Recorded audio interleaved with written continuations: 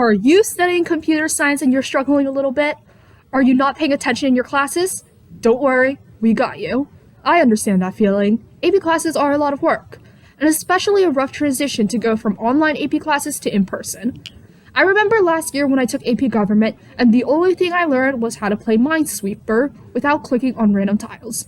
Don't lie, you did this too before. So, we will be helping you understand a little bit more about the internet today, and hopefully you'll remember all this information more. Yes. Let's start with the basic. The internet. Used to share, send, and receive information, and it is made out of a bunch of networks. Basically, a bunch of devices ranging from smartphones, computers, and TVs are connected to each other by cables or routers and get the information through networks. And networks have servers in them, a program that provides access to files, mail, messages, and so much more I'm not listing for the sake of my time and my sanity. You get the gist.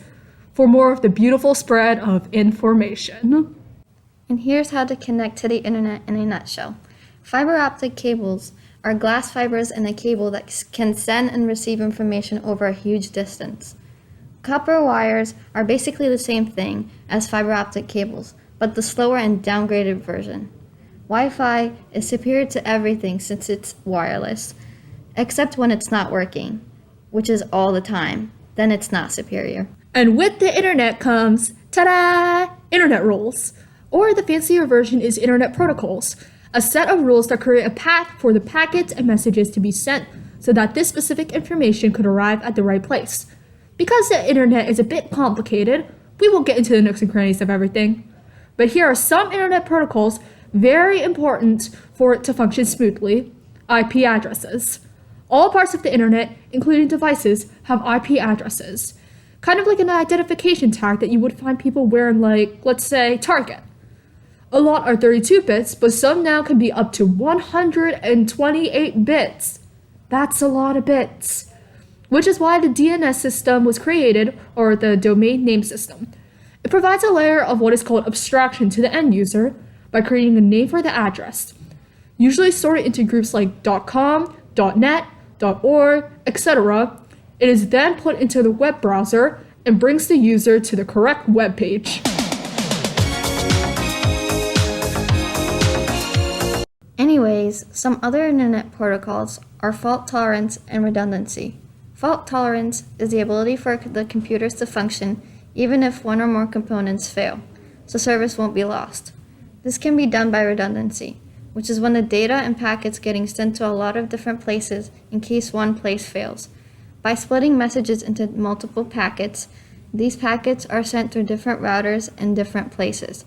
So, if I send a message to someone in France, then that message might also be sent to a router in Canada, in case if the direct path from the US to France doesn't work. Another clarification to add about the DNS system, since we forgot to add it earlier, was that there are a bunch of different DNS systems that remember the IP address corresponding to the DNS name and work together to send the end user to their destination. These messages are sent between systems and are in the form of IP or TCP packets. And that's what we're going to talk about in our next section, TCP and UDP. TCP stands for Transmission Control Protocol, and UDP is User Data Protocol. They're both part of the Internet Protocol and used to exchange data as well as packets across service and networks. However, TCP has a numbering system for packets, and the receiver can check and ask for missing packets. Sounds amazing, right? Well, except for the fact that it's slower than UDP. How much slower? Great question. I have no idea. UDP is faster and more efficient. There's no error checking or reordering. Kind of reminds me of the lossy and lossless compressions we learned in Unit 1. At the end of the day, it all depends on the overall function. For example, in broadcasting where speed is more important than efficiency, then UDP is more ideal than TCP. For an email, you would much rather have everything. Exactly. One time I was typing the Barney song as a joke in one of the texting simulations, and the packet that contained the word Barney got lost. In UDP, it would not be recovered, and the end result would be something like, "Superior is the show most." The original message was, "Barney is the most superior show." You see the difference? They lost the most important part. Barney. The new one is not only missing a packet, but all of the packets are totally mixed up and rearranged. This is why both UDP and TCP are important. Now, on to the last section. Take it away! The last topic is HTTP, or Hypertext Transfer Protocols. Basically, just the way computers can communicate things through sharing images, videos, messages, and files, as well as adding and formatting them in websites. HTTP itself is a bit of a complicated topic that even took me a couple of reads to fully understand. So here's the simplified version. Computers request different files and data in order to send them. For example, to log into a website, the computer will ask for a GET request, send it by packets, and display the login screen to the end user. HTTP is simply an internet protocol for requests, but they are very important. Very important. Without it, data cannot be sent because there is no way to request for that data in that first place. On spot! That's basically all the information we have, but before we end this video, it is time for the open letter.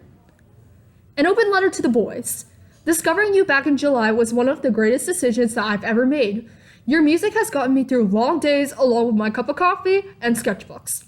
When I heard you guys were releasing a new variety show, I was so excited. Of course, I would love to see you guys doing water sports and playing games with each other. Or that was when I realized you had to pay to watch the show. Listen, I am a broke and stressed high school student. I cannot afford to pay 10 episodes. And the only version that I could find on YouTube, guess what it is? Was the hecking Chinese subbed one. Fun fact, I can't read Chinese. So I spent about an hour of my time searching the deep depths of the internet for free English subversions, like some illegal mafia boss. With my beautiful iPad connected to my home Wi-Fi that loves to quit on me at certain times, I would type in random websites like YouTube or Dailymotion, which are all examples of DNS systems connecting to each other to find the website that corresponds with the correct IP address. I would search on my Google Chrome browser and click on so many different web pages only to leave empty-handed and frustrated. I even remember texting my best friend about how disappointed I was to actually have to pay for the show. As I log onto Instagram, the HTTP sent a get or login request so it can have access to the server, and I went to the messages tab to send him a text. As I sent it to him, the different messages were broken up into packets, and those IP or TCP packets are sent through a bunch of different routers. With the help of fault tolerance and redundancy, my message was able to reach him, and look at that! It all connects back to the wonderful world of the internet or the World Wide Web. Thank you so much for watching and have a wonderful day!